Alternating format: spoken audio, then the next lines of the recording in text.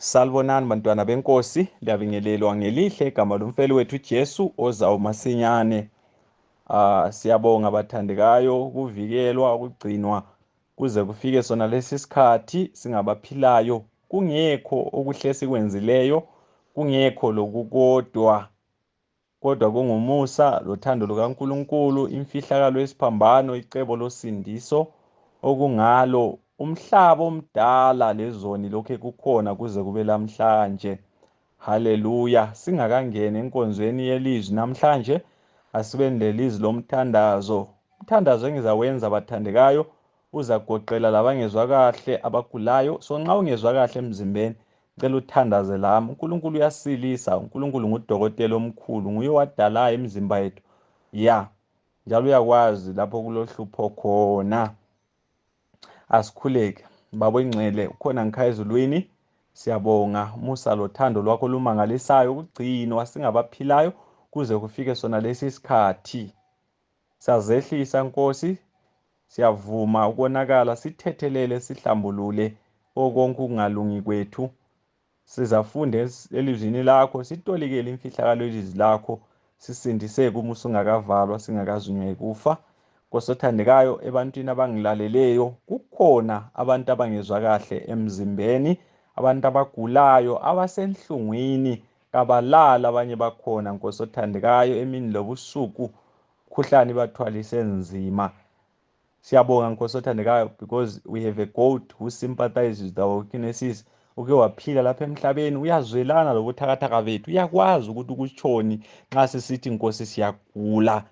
Bake balethwa kuwe abagulayo usalapha emhlabeni, wabalapha bonke. Akula loyedwa umuntu wake walethwa kuwe Nkosi, wabuyela endlini yakhe efanana esenhlungwini. Siyakukholwa ukuthi lanamhlanje amandla akho lokhu esasebenza kithi nxa sikholwa. Siyakholwa Nkosi othandekayo, wena uthe sicele loba yini. Nkosi othandekayo, iloba yini owayikhulumayo elizwini lakho wawugoqela lenhlungu zethu, imikhuhlane yethu. Siyayethula Nkosi kuwe, sicela usisilise Baba oyingcwele. Khuluma ilizwi Nkosi, sisile. Nkosi othandekayo, siyakholwa egameni lakho. Thinta imthambo ebuhlungu. You are the great physician, you never lost a case Baba oyingcwele. Eminye imikhuhlane esilayibangelwa imimoya yamadimoni ehleli kithi, sikhuzele uSathane kasuke ngegama lakho. Siyabonga igama esalinikezwayo ngaphansi kwelanga, eliyilo elithi singalibiza silibambe siyasindiseka, silibambe siyasiliswa emkhuhlaneni. Konke igama lakho liyakwenza okuhle Baba oyingcwele. Siyelaphe ngegama likaJesu, siyakhuleka. Amen. Siyabonga bathandekayo, lizakhumbula ukuthi khona sigijima ngaphansi kwetheme ethi yona Christ our righteousness, uKristu ukulunga kwethu. Haleluya. Sisebhukwini lika Romans chapter 5, sigcine sibheke uverse 6, 7, 8, 9 lo 10. La besikhuluma khona ngothando lukaNkulunkulu, the agape, the unconditional love. Uthando olungelamngcele. uNkulunkulu kasithande ngoba sithandeka, kasamukele ngoba sisamukeleka, kasigcini ngoba sigcineka. Kodwa konke lokhu kwenza ngenxa yobukhulu bomusa wakhe. Haleluya. The unselfish love bathandekayo, uthando olungazifunela okwalo. Ngakutshela ngathi uJesu ele ngesiphambanweni, wayele choice yokukhetha phakathi komhlaba, inzalo kaAdamu lempilo yakhe. Kodwa uJesu wazidela, wakhetha inzalo kaAdamu. Uyezwa yini? So uthando lukaNkulunkulu aluzifuneli okwalo. uPaul wayeqathanisa uthando lukaNkulunkulu lothando lomuntu. Ngakutshela ngathi uthando lomuntu luyaphela. Uyezwa, ngakufananisela labantu abashadileyo. Uyabona abantu abashadileyo nxa izinto zahamba kahle, uyezwa yini, babizana kahle ngamagama amnandi. Uzuthi lezi zithandani, lezi ziyathandana.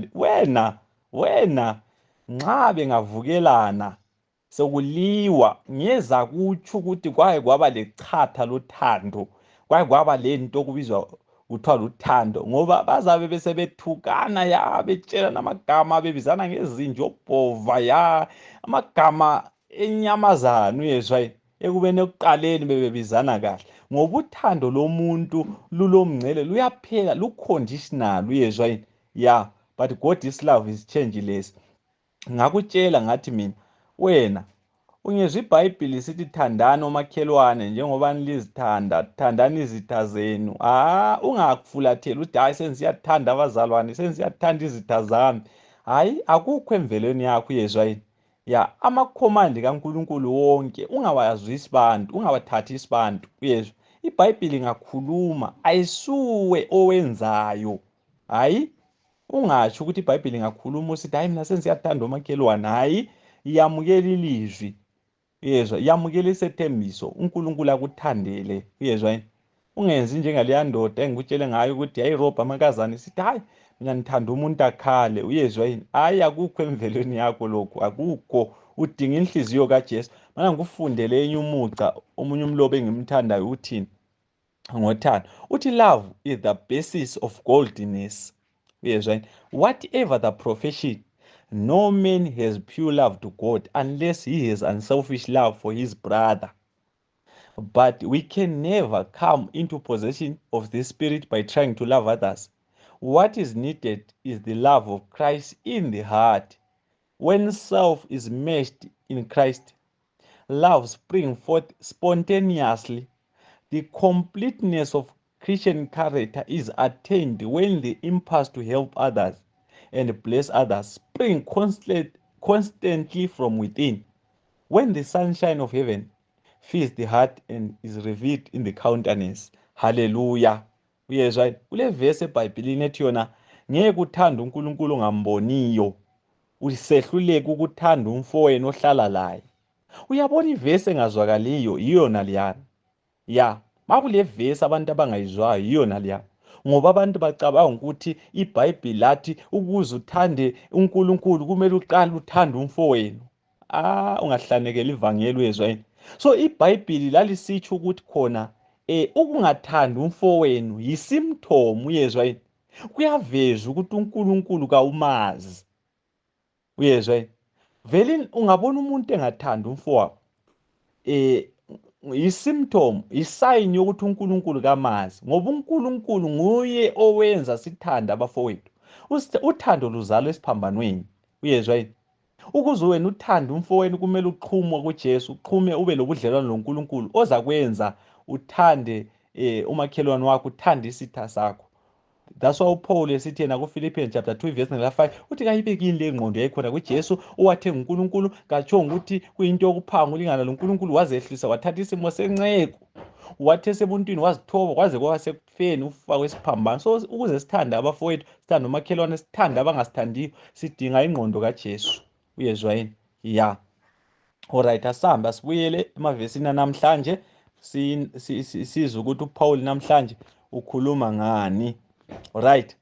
Namhlanje sizobheka uRomans 5 verse 12 kusiya ku21. Nxa kuvuma sizayiqeda. Kodwa ngibona ukuthi sizoyiqeda namhlanje ngoba ngeyinye yamavesi acontroversial. Kodwa engingakusho ukuthi ya ungavele uzwisise yona lindaba kaAdamu engumfanekiso kaJesu, uyabe usuyibambile imfumba yokusindiswa kwakho. Uyezwa yini? Yilivangeli lidala lona leli. Ngiyake ngizwa abantu besithi uyabona i-justification by faith, i-righteousness by faith inzima kakhulu. Ya, inzima kakhulu itopic leyi. Aso topic, uyezwa yini? Ngoba nxa usithi itopic utsho ukuthi kule iyaphela kuze enye itopic. Ngicela ukutshela from Genesis kusiyafika kuSambulo, i-righteousness by faith, uyezwa yini? Yilivangeli lidala elisindisayo, ngaphandle kwalo alikho elinye ivangeli elisindisayo. Ya, insimbi yona le ezaginya ezinye, uyezwa yini? Iyo ezaginya wonke amavangeli azama ukuhluma. Konke okuzama ukuhluma iyakuginya ngoba kusindisi, zincwadi, ngumfefezo, uyezwa yini? I-righteousness by faith yilivangeli elilodwa elizasala limile. Yile sidlula ngalo ku-judgment bar kaNkulunkulu. Wena okunye ngamavangeli lokho ozikhandela khona vele akusindisi, kulahlele kajana le, sisala levangeli elilodwa. So ungazwisisa namhlanje indaba esizakhuluma ngayo, usuyibambile imfumba yokusindiswa kwakho. So madoda, sizobheka lokho uPaul ukuthi asitshela khona kuRomans chapter 5 ivesi nga12 kusiya ku21. Sengathi uNkulunkulu angasinikeza ukuqedisisa laloba inzima kodwa ngizozama ukuyiletha ngendlela elula. Engikucela kuwe ongizwayo ukuthi lahlela khatshana ama-preconceived ideas. Lokho elakufundisa nayo, lakutshelana, lakukholwa. Ngoba uyabona ezinye izinto esazifundisa nayo ama-preconceived ideas avalela iqiniso indawo. Umuntu wakhona akafundiseki, uyezwa yini, katsheleki, akufakeki ulutho ngoba kugcwele. That's why umunye ubhala uthi we have many things to learn and many things to unlearn. Silezinto eziningi okumele sizifunde, ziningi kakhulukazi okumele zisuswe kithi ama-preconceived ideas ayiwo avalela iqiniso indawo. Uyezwa yini? Manje lapha madoda asifuni ukucabangela ukuthi uPaul engabe esithini, kodwa sifuna okuyikho uPaul akutshoyo. Ngamanye amazwi asifuni imicabango yomuntu la, hayi ngaphathele uNkulunkulu imicabango yakho. Yikho okuyindaba ukuthi khona sifuna ukuzwa ukuthi uNkulunkulu uthini ngoPaul. Sizingutshela ukuthi indaba yanamhlanje ngenye yezindaba edala impikiswano enkulu emabandleni engifuna ukubambe lokho. Indaba ayikho ekuthini ngubani o-right ngubani o-wrong, hayi indaba ikulokho okuthiwa nguPaul kithi, ngoba phela uPaul nguye owaphefumulelwa ngumoya, nguye futhi uNkulunkulu amnikeza ukuthi abhale incwadi kaRomans. So madoda kumele samukele okuthiwa uNkulunkulu ngenceku yakhe uPaul kithi. Asambe evesini Romans 5 ivesi nga-12. Uyabona phakathi kwamavesi wonke esizawafunda, uvesi 12 yivesi enzima madoda, kayizwakali ebantwini abaningi. Asiyifunde, ngizakutshela lapho engazwakali khona. Zwana iBhayibheli ithi, ngakho-ke njengalokhu isono sangena emhlabeni ngomuntu oyedwa, lokufa ngesono, njalo ngale indlela ukufa kwafika ebantwini bonke ngoba bonke bona. Uyayizwa yini indaba la? Lapho uPaul ukhuluma izinto ezimbili evesini eyodwa, uthi yena uPaul isono sangena emhlabeni ngomuntu oyedwa. Uyabona leli bala elithi umhlaba, eBhayibhelini litolikwa kabili. Kwenye indawo iBhayibheli nxa ikhuluma ngomhlaba ikhuluma ngendawo esakhe kuyo, umhlaba esihlala kuwo. Kodwa ku-context yevesi esiyifundayo ibala elithi umhlaba litsho abantu, humanity. So la kuRomans chapter 5 verse nga-12 i-context yebala elithi umhlaba iyafanana leku John chapter 3 verse nga-16. IBhayibheli lithi uNkulunkulu wawuthanda umhlaba kangaka wanikela indodana yakhe ezelwe yodwa, ukuba ilo lalo okholwa kiyo angabhubhi kodwa abe lokuphila okungapheliyo. Uyezwa yini? Lapho ibala lithi umhlaba litsho abantu, mankind, uluntu lonke. Ngamanye amazwi uPaul uthi yena isono saba yingxenye yethu ngomuntu oyedwa. Sin became our heritage. Okunye okwesibili, uPaul uthi isono esenziwa ngoyedwa saletha ukufa kuye. Bathandekayo, ngifuna ubambe lokho. Nxa uPaul esithi isono esenziwa ngoyedwa saletha ukufa kuye, akulahlupho, kucacile, kuyezwakala kahle. Ngoba iBhayibheli yasitshela ukuthi uNkulunkulu watshela ugogo lokhulu Adam lo-Eva kuGenesis ukuthi ngosuku abazakudla ngalo isihlahla bazakufa lokufa. So nxa iBhayibheli sithi isono saletha ukufa ku-Adam, kuyezwakala, kulahlupho, ngoba wayetshilo uNkulunkulu ukuthi bazakufa nxa bengadla. Uyezwa yini? Uyabona indaba isekucineni kwevesi.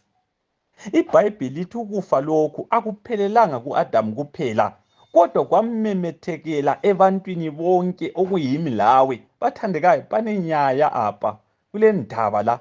Ukufa lokhu kwamemetheka kwagcwala umhlaba wonke kanjani? Phela uyabona undoda obhala lincwadi nguPaul. Uyamazi uPaul wena? uPaul wayengumfarisi engakaphenduki, wayegagadlela umthetho njalo ewazi kahle. Ngikhuluma ngeTorah, ama-5 books of Moses, wayewazi kahle. Wayesazi uPaul okuthiwa nguDeuteronomy chapter 24 verse nga-16. Zwana iBhayibheli ithini? Ithi abazali abayikufela abantwababo, loba abantwababo bafela abazali babo, ngulowo laloyo uzafela isono sakhe. Uyayizwa yini indaba la? Mana ngikufundele enye ivesi uPaulo wayeyazi ngesikhathi ebhala uRomans chapter 5 verse ka12. Ezekiel 18 verse ka20. Umphefumulo onayo yiwo ozakufa. Indodana kayikuba lecala likayise loba uyise abe lecala lendodana. Ukulunga komuntu olungileyo kuzabalelwa kuye, lobubi bomubi buzamelana laye. Uyayizwa yini indaba la? So uPaul wayesazi ukuthi ngokomthetho akuvumi ukuthi upikele umuntu olecala wena ungelacala. Ngeke kwenzeke. You cannot transfer icala lesijeziso. Ngamanye amazwi, umuntu olecala nguye okumele apike, nguye okumele ajeze ngecala lakhe. Awenzi ukuthi wena uthi ungelacala ubese upikela umuntu olecala. Uyezwa? Ngenxa yokuthi uPaul wayekwazi khona lokhu, waseqhubeka evesini. Uthi ukufa kwafika ebantwini bonke ngoba bonke bawona. Uyayizwa yini indaba lapha? uPaul wayekwazi ukuthi angavela athi yena bonke abantu ukufa kwangena emhlabeni ngomuntu oyedwa aphelele khona lapho. Abantu bazasala belechongo, bazasala bengunguna. Ngoba kuvuma ukuthi upikele umuntu olecala. Then uPaul waseqhubeka wathi ukufa kwafika ebantwini bonke ngoba bonke bawona. Ukuthi uPaul wabesephelela khonapho. Ukuthi bawona nini? Njani? Akazange akutole. Uyabona lapho? Yikho lapho kulohlupho khona la. Uyezwa yini? Yikho lapho kulohlupho khona.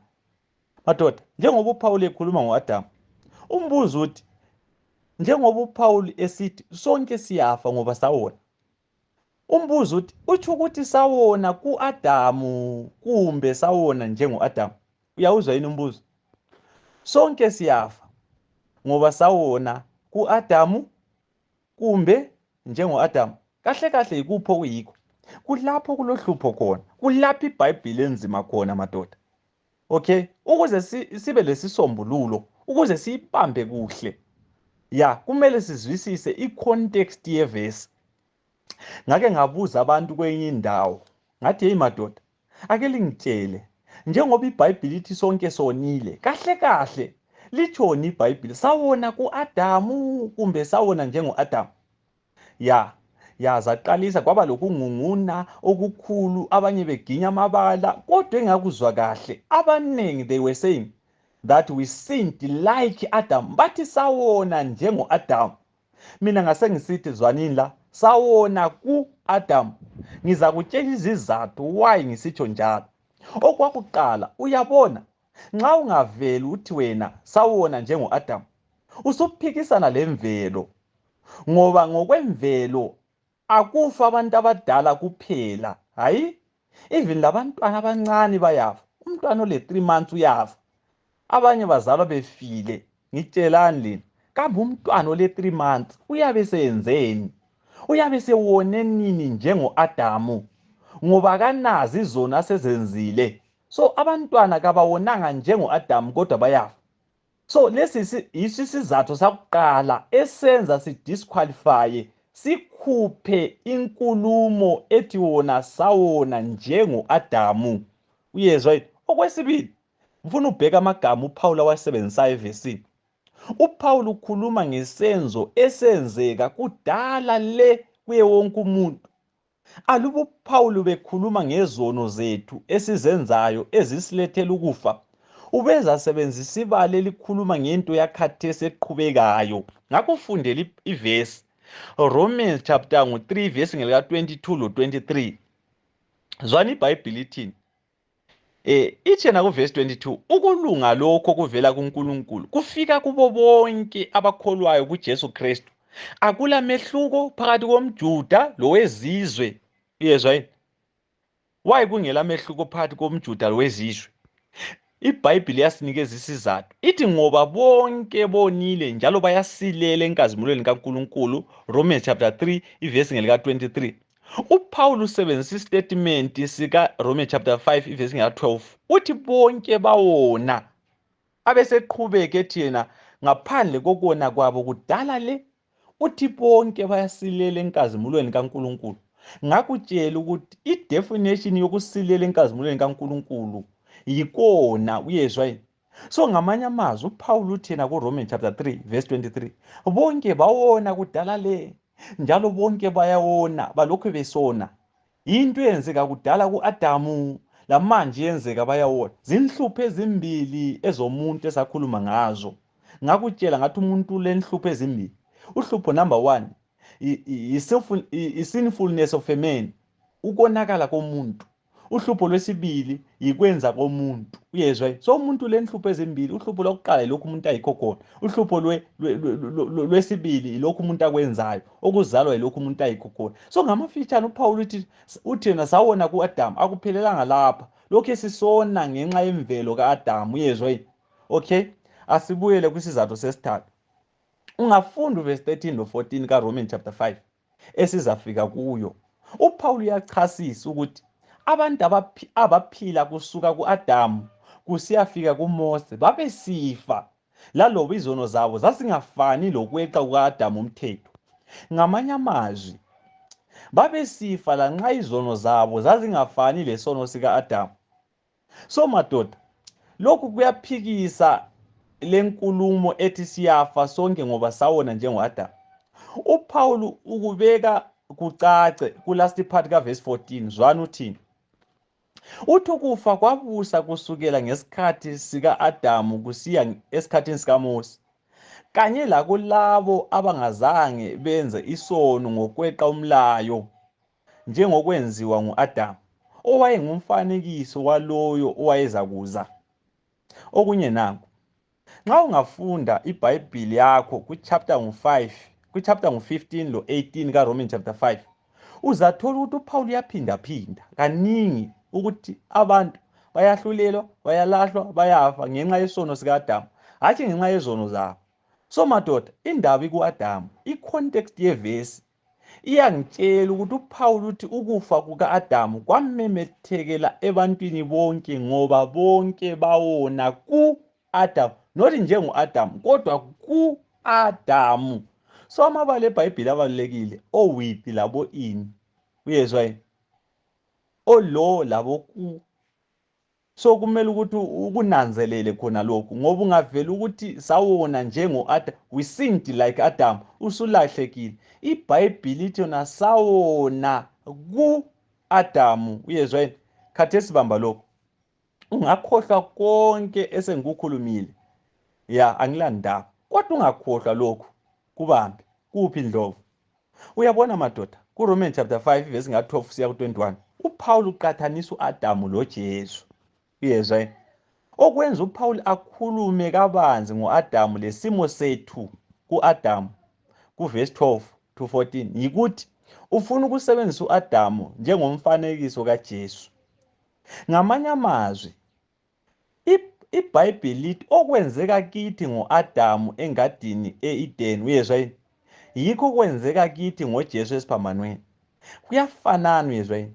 Yikho phela uPaul nxa esekhulumile ngesimo sethu ku-Adamu, uphetha uverse 14 ngokuthi u-Adamu wayengumfanekiso waloyo owayeza kuza, uJesu. Uyezwa yini?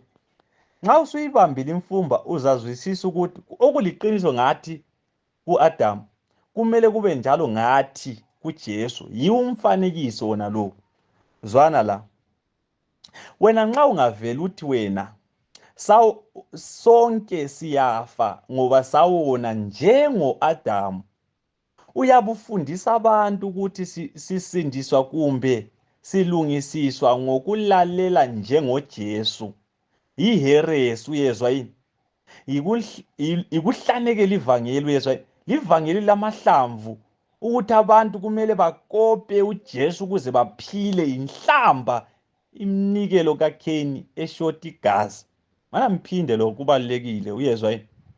Zwana, nxa ungavele uthi wena siyafa ngoba sawona njengo-Adamu, uyabufundisa abantu ukuthi sisindiswa ngokulalela njengoJesu. Uyezwa yini? Yona leyo yiheresi, ikuhlanekela ivangeli, livangeli lamahlamvu. Uyezwa yini? ufundisa abantu ukuthi kumele abantu bakope uJesu ukuze baphile. Inhlamba. Uyezwa?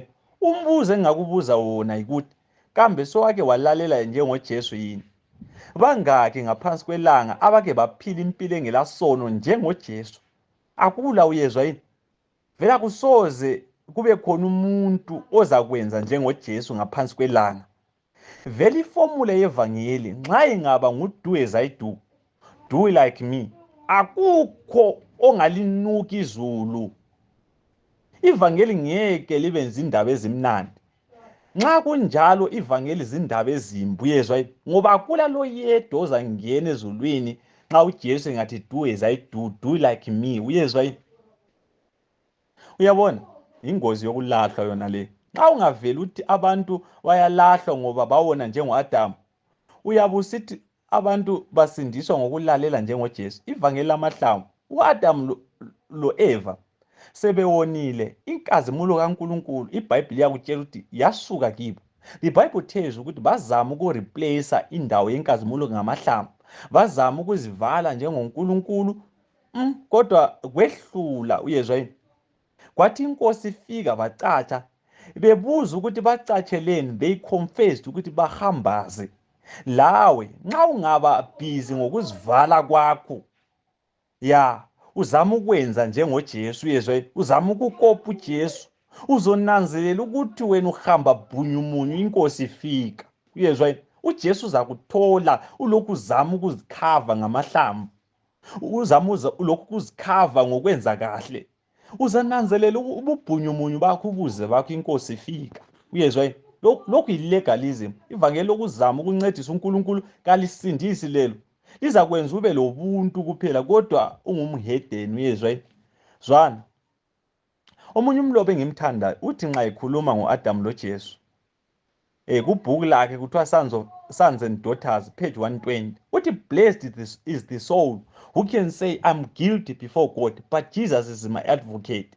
I have transgressed his law. I cannot save myself, but I make the precious blood that was shed on Calvary all my plea. I'm lost in Adam but restored in Christ. Hallelujah. Hallelujah. Yizwa yini indaba la? Uthi blessed is the soul who can say I am guilty before God, but Jesus is my advocate. I have transgressed his law.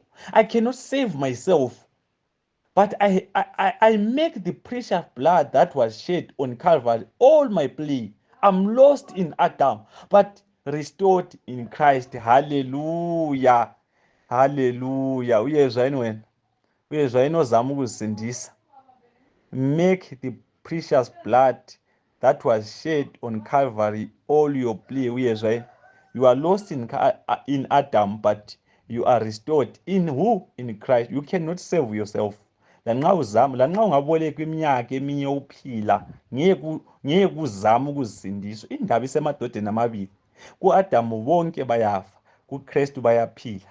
kuAdamu siyalahlwa, kuJesu siyalungisiswa. In Adam we stand condemned, in Christ we stand justified. Uyezwa? Indaba isemadodeni amabili. Wena ungazisekelele ehwahweni. Uyezwa yini? Kulabanye njalo bayavuma ukuthi yebo siyafa ngenxa yesono kuAdamu, kodwa bathi ikufa kwakuqala lokho kuza ngesono sikaAdamu. Bathi ukufa kwesibili kuza ngenxa yezono zethu esizenza khathesi. Ngenye iheresi ngizakutshela. Ungafunda verse 12 kaRomans chapter 5, ibale lithi ukufa liqanjwa kabili. Ungayifunda kahle uzathola ukuthi ukufa kweza kuAdamu. Ukufa kweza kuAdamu yikho ukufa okufananayo okwafika ebantwini bonke. So wena nxa usithi ukufa esikuthatha kuAdamu yikufa kwakuqala kuphela, kumele njalo uchumayele ukuthi uAdamu esona ngokudla esihlahleni wathola ukufa kwakuqala. Umbuzo engakubuza wona ukuthi manje ukufa kwesibili kwafika nini? Wayesitshona uNkulunkulu kuAdamu loEva ukuthi mhlali sidle okwesihlahla lizakufa lokufa? Wayekhuluma ngokufa kwesibili kumbe okwakuqala? Bathandekayo, siyakholwa ukuthi wayekhuluma ngokubhubha. Uyezwa? Ukufa ungaphindi uphile. That was the consequence of transgression. Uyabona? Ukufa kwakuqala lokhu esikwesaba kangaka kwaba yindingeko ngenxa yevangeli. Uyezwa? Ukwahlulela kukhona ekupheleni kwesikhathi. So ukufa kwakuqala yindlu yokulinda ukwahlulela. Ngabe kwakungela vangeli. Ngikhuluma ngecebo losindiso. U-Adamu ngokomthetho kwakumele afe khonapho esona. Ngoba nxa utolika iBhayibhili ngolimi yabhalwa ngalo, ithi ngosuku ozakudla ngalo uzakufa lokufa. So ngesikhathi u-Adamu esona wayesebalele okufeni. Ngabe wahle wafa that day sona, wena lami siyabe sikuphi? Zwana la, aluba sahle safa kanye laye. Uyezwa? So madoda, ukufa kweza ngenxa yesono sika-Adamu. Hatshi ukufa kokuqala kuphela, kodwa lokufa kwesibili. So sizalwa silahlekile ngenxa ka-Adamu. Vele ukuthi Adamu, zwana la, asobizo lomuntu oyedwa. Ngizakutshela kwelinye ilanga nxa sengiyibheka iyodwa. Ungafunda i-Old Testament kuGenesis 5:2 uzakuthola lokhu ukuthi Adamu kutsho abantu bonke koyedwa. Ngamanye amazwi ibale lithi Adamu litsho ukuthi mankind, uluntu lonke, hatshi umuntu oyedwa. Uyezwa? Ngokufananayo madoda, uJesu ngu-Adamu wesibili. 1 Corinthians chapter 15 verse 45 kusiya 47. Kwenye indawo incwadi ezitolika iBhayibhili zithi uJesu is the last Adam. Ungabi le ndaba, into eyodwa. Jesus is the second Adam, the last Adam, ngokugcina ngemva kwakhe akekho omunye. Uyabona iBhayibhili nxa isithi ku-Adamu sonke siyalahlwa ngenxa yesono sika-Adamu, ayisikho ukuthi uNkulunkulu is transferring isijeziso sika-Adamu. Uyezwa? Hayi, lapho isaga lesana esithi zonela mvuyinye asisebenzi madoda. Asonelwanga ngu-Adamu, hayi. Asitshaywanga kanye lo-Adamu, hayi. Kodwa we are condemned ngoba saphatheka esonweni sika-Adamu. We sinned in Adam. Sonakalela ku-Adamu. Sasisokhalweni luka-Adamu sisidla esihlahleni. Impilo yonke esebantwaneni baka-Adamu yimpilo yesono, yimpilo yokulahlwa, yimpilo yokumele ife. No double lapho. Zwana la, njengoba the gift of Adam is not transferable, ngokunjalo ukulunga kukaJesu ngokufananayo akubi ngokwethu ngokutransfer. Uyezwa yini? Hayi, kodwa uJesu njengo-Adamu wesibili, he was not an individual man living his personal life, kodwa he was mankind living in one man. Wayengabantu bonke bephila koyedwa. Kusho ukuthi uJesu ebuya lapha wabuya wasithwala okhalweni, waphila impilo engelasoni lathi. Wafa esiphambanweni lathi. Njengoba sasiku-Adamu esidla esihlahleni, ngokunjalo sasikuJesu ephila impilo engelasono lapha emhlabeni, sasikuJesu elenga esihlahleni. Uyayizwa yini indaba la? So bathandekayo, sengimude kakhulu. Vuma ngiyiqede khona la. Sizayibheka futhi sisiya phambili indaba ka-Adamu. Mbona ngathi sizakuba lama-studies amaningi ngendaba ka-Adamu loJesu. Uyezwa yini? U-Adamu wesibili. Yikho lapho kule ndaba khona la. Ungabambi indaba yabo Adamu ababili eBhayibhilini. iBhayibhili yakho usuyizwa, uzayikholisa, izakuba mnandi ngoba ilivangeli leBhayibhili kusukela kuGenesis usiya kuSambulo. iBhayibhili ikhuluma ngemfihlakalo yabo Adamu ababili. Uyezwa yini? Komunye u-Adamu wokuqala siyalahlwa, komunye siyasindiseka. Uyezwa yini? Ubambe khona lapho, asikhuleke. Baba engcwele, ukhona ngikhaya ezulwini, siyabonga fihlakalo yabo Adamu ababili. Fihlakalo ka-Adamu wokuqala wengadi yase-Eden, fihlakalo kaJesu Adamu wesibili. Siyabonga ukusambulela, sizaqhubeka sibheka, sivule ingqondo zethu, sitolike ilizwi lakho, sisindiseke umusa ungakavalwa, singakazunywa ikufa. Nkosothandekayo, sindisa abantwana bakho ngelizwi lakho. NgoJesu siyakhuleka, amen.